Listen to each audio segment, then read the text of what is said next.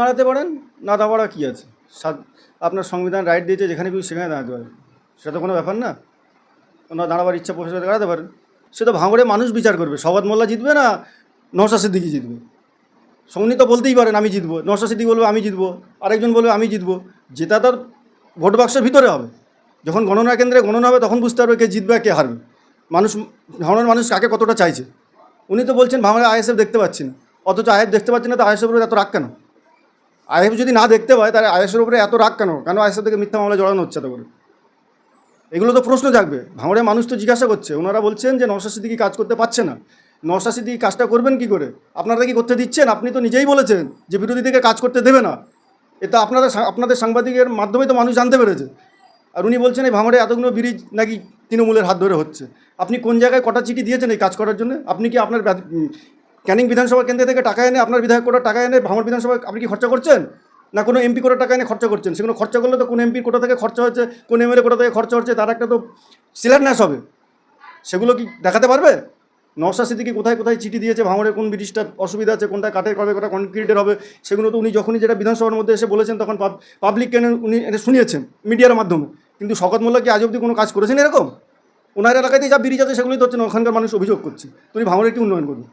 তারা দাবি করতে পারে, আমরাও দাবি করছি ভাঙড় আমরা দখল করবো, এটা দাবি তো সবাই করতে পারে, সবারই স্বপ্ন থাকতে পারে। কিন্তু স্বপ্ন তখনই বাস্তবায়িত হবে যখন মানুষ তাদেরকে ভোট দেবে। মানুষ কি তাদেরকে বাস্তবে চাইছে?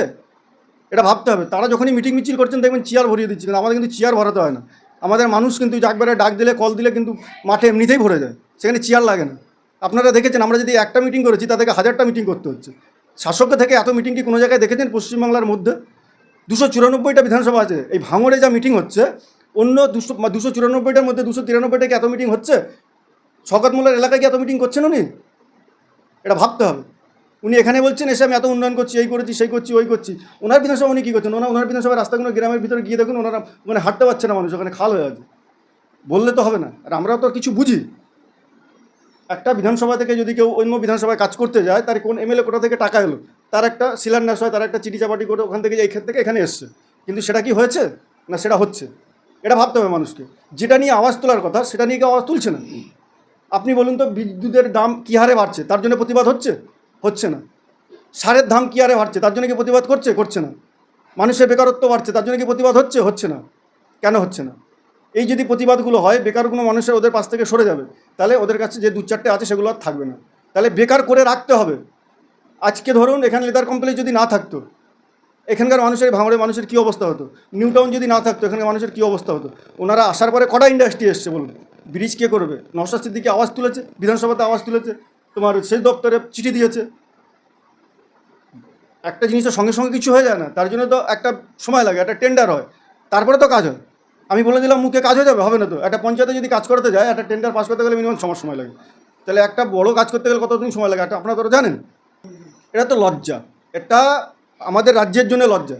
যদি প্রশাসন একটা পার্টির প্রোগ্রামে গিয়ে সেখানে যদি মঞ্চে বসে, এটা তো একটা লজ্জার বিষয়। প্রশাসনের কাজ হলো সাধারণ মানুষকে নিরাপত্তা দেওয়া, সাধারণ মানুষের সুখ দুঃখের পাশে গিয়ে দাঁড়ানো, সাধারণ মানুষের সঠিক কাজটা করা। প্রশাসন যদি এইভাবে কাজ করে তাহলে মানুষের তো আস্থা উঠে যাবে প্রশাসনের উপর থেকে। সব থেকে বড় কথা এটা, প্রশাসনকে নিরপেক্ষ থাকতে হবে। প্রশাসন মানে হলো কি? জনগণের সেবার জন্য।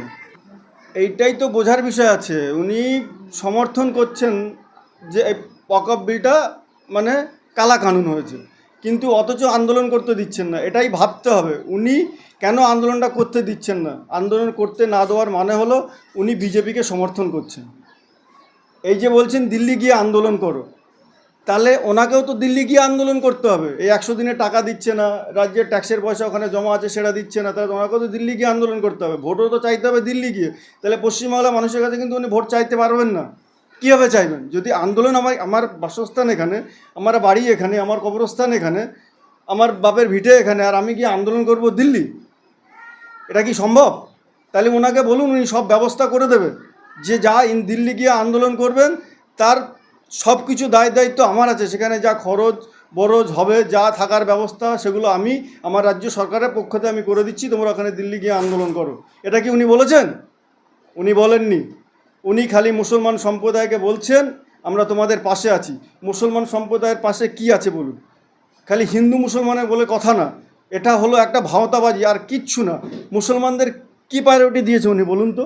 লক্ষ্মী ভাণ্ডারের টাকা 1000 টাকা দিচ্ছেন, এসটিসিকে 1200 টাকা দিচ্ছেন, তাহলে ওনাদেরকে বেশি প্রায়োরিটি দিয়েছেন না সংখ্যালঘুকে প্রায়োরিটি দিয়েছেন?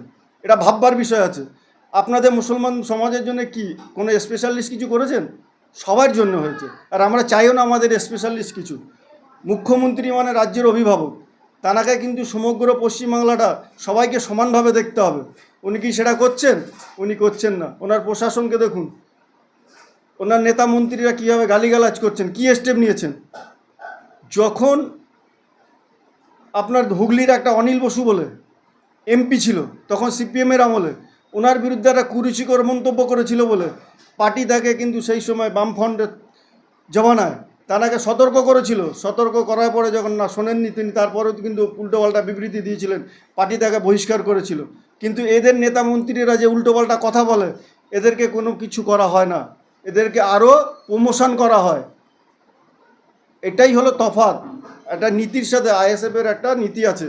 আমাদের যদি ছেলেরা এরকম কোনো করে থাকে, কোনো নেতারা কি আমাদের কোনো ছেলেরা, আমরা কিন্তু পার্টি বলে দিয়েছে যে পার্টি তার সঙ্গে কোনো সম্পর্ক রাখবে না। কিন্তু ওনারা কি করেন, ওদের যখন দেখবেন কোনো এরকম উল্টোপাল্টা কাজ করে, তাদের কিন্তু প্রমোশন হয়, তাদের কিন্তু ডিভোশন হয় না। তাহলে এটা ভাববার বিষয় আছে। এদের নেতারা পুলিশ আইসিকে গালাগালি করছে, পুলিশ আইসিকে ধমক দিচ্ছে। আপনারা বলুন কোন জায়গায় আছে আজকের আমাদের যে পশ্চিমবাংলায় আইন শৃঙ্খলা কোথায় আছে? এই শওকত মোল্লা বলেছিল, এই ভাঙড় কলেজ মাঠে যখন একটা বম ফাটায়, পুলিশ বলেছিল কে ফাটাচ্ছে, তখন তিনি কী ভাষায় কথা বলেছিলেন, আপনারা মিডিয়ার মাধ্যমে মানুষকে দেখিয়েছিলেন। এইসব তো এদের কাজ কারবার কালচার। তারা আবার অন্য পার্টির ওপরে আঙুল তোলে। কীভাবে তোলে? আগে তাদের চরিত্র তারা দেখুক, তারপর তো অন্যের চরিত্র দাগ দেবে। এনারা বলছেন আইএসএফ নাকি সব ধর্ষক। এখানে মানুষ, সাধারণ মানুষ, পশ্চিমবাংলার মানুষ জানে এদের মধ্যে যা নেতা মন্ত্রী আছে 80% কী অবস্থা, এরা এত কেন জেলে যাচ্ছে? বুড়ো বয়সে আজকে পার্থ চট্টোপাধ্যায় জেলের মধ্যে আছে, তার মেয়ের বয়সী সে বান্ধবী। এরকম করে খোঁজখবর নিয়ে দেখুন, এদের 80% নেতাদের এই অবস্থা। এদের আমাদের রুচিতে বাদে সব কথা বলতে, আমরা বলতে চাই না, কিন্তু এই কথার পরিপ্রেক্ষিতে কথা বলতে হয়। এগুলো আমাদের কালচার না। আমরা চাই না কারো চরিত্রে কারো আঙুল তোলা। নওশাদ সিদ্দিকী কি দোষী প্রমাণিত হয়েছেন? যেদিন দোষী প্রমাণিত হবেন সেদিন তার পাশ থেকে আমরা সরে যাব। তুমি কাউকে মিথ্যা কথা বলে বিভ্রান্তি কেন করছো? বিভ্রান্তি করার মানেটা কী হলো? মানুষের তুমি ভুল বোঝাচ্ছ। আগে মানুষকে কাজ দাও, কর্মসংস্থান দাও, সেটা তো দিতে পারছো না। তুলে বেড়াচ্ছে তোমাদের লোকজন, সেদিকেও খেয়াল করো। এদিকে খেয়াল করছো না, বড় বড় কথা বলছো, বড় বড় ভাষণ দিচ্ছ। জনগণ যেদিন খেপে যাবে সেদিন আর কারো উপায় থাকবে না। জনগণকে খেপাবেন না আপনারা। আপনাদেরকে বলবো শান্তিভাবে, নিরপেক্ষভাবে, আইন শৃঙ্খলা মেনে, ভারতের সংবিধান মেনে কাজ করুন।